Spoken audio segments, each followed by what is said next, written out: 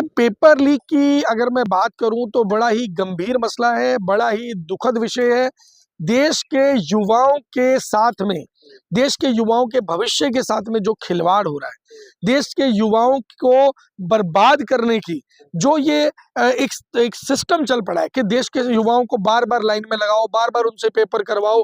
कितनी मेहनत लगती है पेपर देने में, ये उन युवाओं से पूछकर देखिए जो युवा पेपर देकर निकले।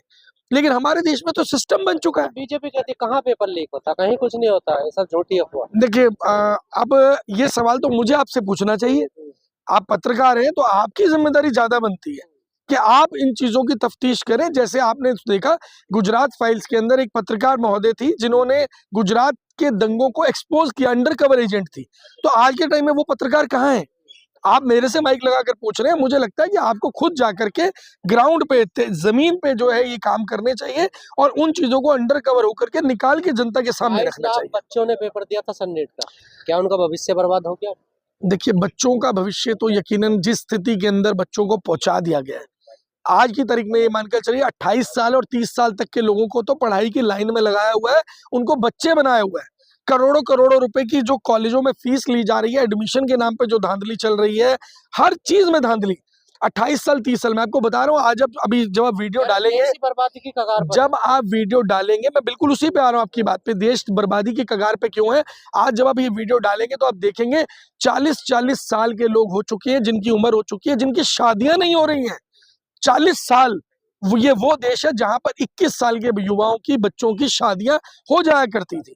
और जब वो 40 साल के होते थे तब तक उनके पास उनके 20 साल के बच्चे होते थे जो पढ़ाई करके भविष्य की तैयारी करते थे। तो आज उनके भविष्य को खा गई है ये राजनीति हमारे देश की। कह रहे हैं कि इसमें कोचिंग सेंटरों के हाथ है, एजेंसी का तो हाथ है, कोचिंग सेंटरों के भी हाथ है, बड़े माफिया जो जी बिल्कुल बिल्कुल, मैं आपकी बात समझ रहा हूँ। कोचिंग सेंटर का हाथ है। कोचिंग सेंटर चला कौन रहा है?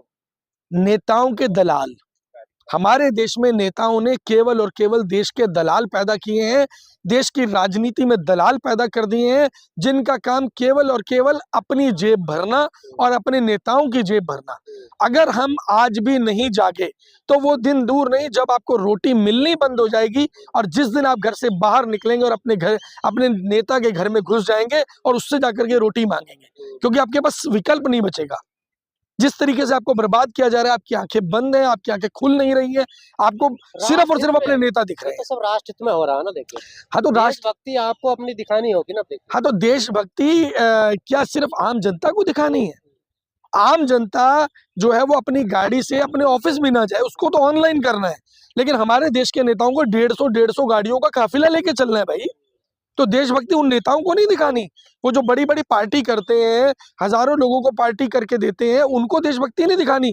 आपको अपने घर में अगर 2 वक्त की रोटी बनाने के लिए 50 ग्राम तेल यूज करना पड़ गया तो देशभक्ति आप दिखाएंगे। तो मतलब वो नेता को देशभक्ति नहीं दिखानी। तो क्यों भाई? संकट में है क्या देश? देखिए, संकट तो सही में गंभीर है, लेकिन कुछ लोग तो वो थे जो समझ चुके थे, कुछ लोग वो थे जो ना समझने का नाटक कर रहे थे। वो लोग जो नाटक कर रहे थे कि हाँ, हम ये अगर रिएक्ट नहीं कर रहे हैं, कोई जवाब नहीं दे रहे हैं, कुछ बता नहीं रहे हैं, कुछ बोल नहीं रहे हैं, तो इसका मतलब जनता को ये लगेगा कि सब कुछ ठीक चल रहा है। और वाकई में देश की जनता देश के कुछ नेताओं को तो भगवान मानती है और वो ऐसा विश्वासघात कभी भी बर्दाश्त नहीं कर सकती कि उनका भगवान उनको धोखा दे सकता है। जी, वो मोदी जी मना कर रहे हैं सोने की चीजें मत खरीदिए, आप सोने की घड़ी पहन कर खड़े हैं, आप तो देशद्रोही साबित कर दिए जाओगे। तो देखिए, देश के क्रांतिकारी हमेशा देशद्रोही ही रहे हैं।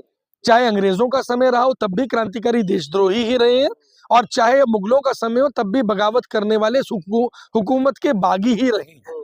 तो उससे क्या फर्क पड़ता है? हमें देश से मतलब है। हम देश के लिए जिएंगे, देश के लिए मरेंगे, देश के लिए सब कुछ करेंगे। मोदी जी ने जो अपील की है, क्या आप उस पर विश्वास नहीं करते? क्या आप उस अपील को मानोगे नहीं? देखिए, वो ना बड़ी इलॉजिकल सी अपील है जो मोदी जी ने की है।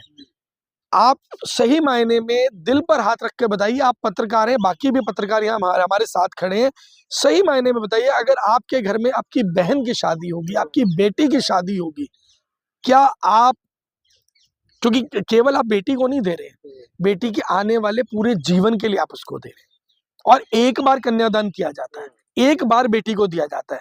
तो आज बात केवल सोने तक नहीं है, आज बात आ गई है कि आपके किए जाने वाले कन्यादान पर भी रोक लगाने की तैयारी है। कहीं ऐसा तो नहीं कल को मोदी जी कहने लगे कि एक टाइम खाना खाओ, हो सकता है ऐसा पॉसिबल? देखिए, मुझे लगता नहीं है कि वैसे ऐसा इलॉजिकल बात मोदी जी बोलेंगे, और मुझे लगता है बोलनी भी नहीं चाहिए, क्योंकि लेकिन ये तो बात तय है कि देश अब मोदी जी से संभल नहीं रहा है। तेल खाने के लिए तो उन्होंने कह ही दिया ना। हमें हमें हमें देखिए, एक तो हो गया मैं मोदी जी के विरोध में बोल दूं, और एक हो गया कि मैं गाइड करने का प्रयास करूं, आपको बताने का प्रयास करूं कि क्या सही है। सही ये है कि देश की जनता को आज भी अपनी नींद से जाग जाना चाहिए। अगर आप आज भी जाग जाते हैं तो यकीन मानिए कि कहीं ना कहीं आप बच जाएंगे, आप अपने लिए कुछ व्यवस्था कर पाएंगे, आप अपने बच्चों को पालन पोषण कर पाएंगे। लेकिन अगर आप किसी को भगवान मान करके उसके पीछे आंख बंद करके चलते रहेंगे तो वो तो बच जाएगा, लेकिन आपको आने वाली खाई में धकेल देगा। मोदी जी भगवान है? मैं नहीं कह सकता, लोग कहते हैं, तो हम किसी की आस्था को ठेस नहीं पहुंचाते। आप भगवान मानते रहिए, लेकिन आंखें खोल कर मानिए। अगर सामने वाला आपको खाई में धकेलने वाला है तो कम से कम खाई में मत गिरिए, अपने बच्चों के भविष्य को बचा लीजिए। सरकार की नीतियों पे लगातार सवाल उठ रहे हैं, आप भी मानते हैं नीतियां गलत है सरकार? सरकार की नीतियां गलत नहीं है, सरकार की नीतियां इन्फ्लुएंस्ड है। आज देश जो है वो पूंजीवाद के कब्जे में चला गया है। पूंजीवाद का मतलब ये हुआ कि हमारे नेताओं के ऊपर कहीं ना कहीं से दबाव है, चाहे तो विदेशों का दबाव मान लिया जाए, कहीं बड़े देशों से दबाव आ रहा है, या उनको मान लिया जाए कि उनके कुछ कुकर्म ऐसे थे जिसको वो एप्स्टीन फाइल का नाम निकल करके आया, उन कुकर्मों की वजह से दबाव के अंदर है, या माने कि उनकी पूंजीपतियों ने उनकी आंखों के ऊपर कुछ पट्टियां बांध दी, कुछ लग्जरी उनको दे दी, कुछ ऐसी चीजें उनको दे दी कि उनको देश के लोग दिखाई ही नहीं दे रहे।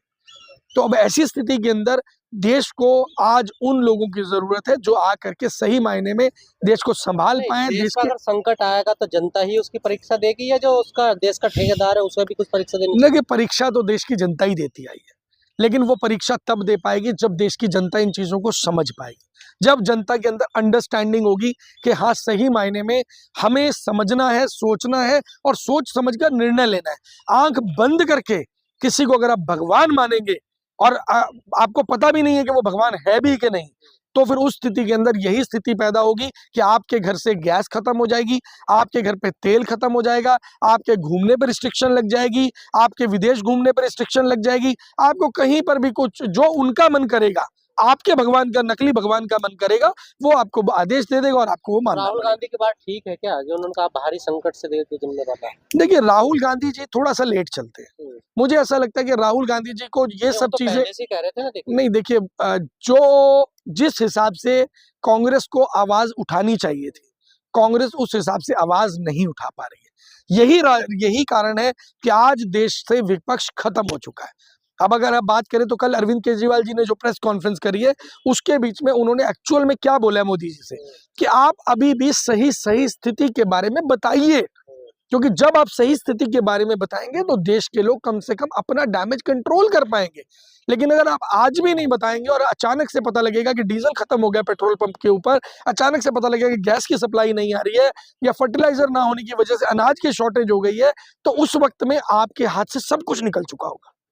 तो इसलिए आज बहुत जरूरी है कि सच्चाई को सरकार सामने रखे, और ये रखे बिना अगर आप खुद के ऊपर इमेजिन करके देख लीजिए, आपको पता नहीं है कि भाई गैस खत्म होने वाली है, गैस की सप्लाई आने वाली है, नहीं आने वाली है, और अगर आपके घर में गैस खत्म हो जाती है और 15 दिन छोड़ो 2 दिन गैस नहीं आती है, साहब, आपकी जिंदगी नर्क बन जाएगी। ये सच्चाई है। हमारी जो बहनें भी, पत्रकार बहनें हैं जो इंटरव्यू ले रही हैं, वो भी इस बात को सहमत हो। पल्ला झाड़ लेती है, कोरोना काल में देखिए यही हुआ। देखिए, सरकारें पल्ला कब झाड़ती हैं, आपको समझना होगा। सरकारें पल्ला तब झाड़ती हैं जब आप उनसे सवाल नहीं पूछते हैं। अगर आप सवाल नहीं पूछेंगे, आप अपनी जरूरत के बारे में मांग नहीं करेंगे। अब एक छोटा बच्चा है घर के अंदर, उसे भूख लगी और वो बोल नहीं रहा, तो माता पिता को तो नहीं पता चलेगा ना। अगर बच्चा नहीं रोएगा तो माता पिता को कैसे पता लगेगा कि वो भूखा है।